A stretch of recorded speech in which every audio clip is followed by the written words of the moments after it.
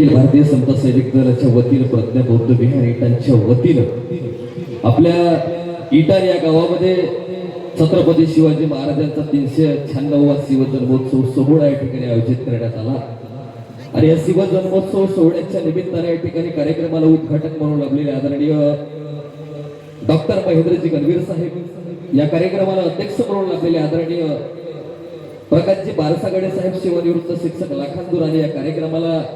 प्रामुख्याने प्रमुख मार्गदर्शिका म्हणून या ठिकाणी उपस्थित सौ सुजाताताई कार्यकर, शिक्षिका, जिल्हा परिषद विद्यालय इठाण, या ठिकाणी माझ्यासोबत आलेले माझे सहकारी शिवव्याख्याते प्राध्यापक भारतजी गजापुरे साहेब, या ठिकाणी प्रामुख्याने उपस्थित आपल्या उपारा गावच्या ग्रामपंचायतीच्या माजी सरपंच ज्योतिताई रामटेके, या ठिकाणी उपस्थित आदरणीय पाहुणगावचे माजी उपसरपंच माननीय गोपालजी पेटे साहेब व संपूर्ण या ठिकाणी उपस्थित बंधू भगिनी, समता सैनिक दलाचे पदाधिकारी, इटा येथील समस्त आमचे ग्रामस्थ जनता, बौद्ध समाज, सर्वांना माझा परिवार वंदन. या ठिकाणी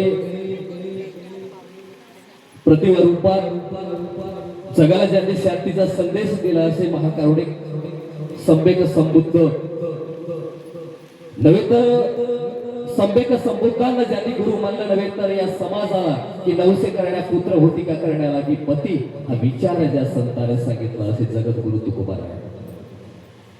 जगद्गुरु तुकोबारायांनी ज्यांना गुरु मानलं, जगद्गुरु तुकोबारायांना ज्यांनी गुरु मानलं नव्हे तर ज्या राजाला, ज्यांच्या राजाच्या जयंतीसाठी आपण या ठिकाणी एकत्रित आलेलो आहोत, असे जेव्हा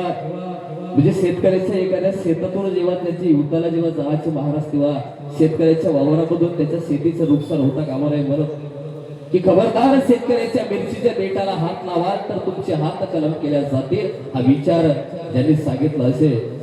छत्रपती शिवाजी महाराज, राजमाता राष्ट्रमाता जिजाऊ मासाहेब, महात्मा ज्योतिराव फुले, नाचू कीर्तनाचे रंगी ज्ञानदीप लावू जगी असे म्हणणारे संत रामदेव महाराज कि कलम कुछ इस तरह से वाक्य में मेरे जज्बात तो सीखे वयस लिखना चाहूं तो इन्कलाब लिख दे की मेरी कलम हे विचार ज्या युवकानं आमच्या मनामध्ये रुजवलं असे वीर भगतसिंग, या समाजाला ज्यांनी ज्या ज्या महामानवांनी, ज्या ज्या महापुरुषांनी आपलं योगदान दिलं, ज्यांनी ज्यांनी या देशासाठी आपल्या प्राणांची आहुती दिली, वेळेवर सर्व महामानवांना त्रिवार अभिवादन करतो.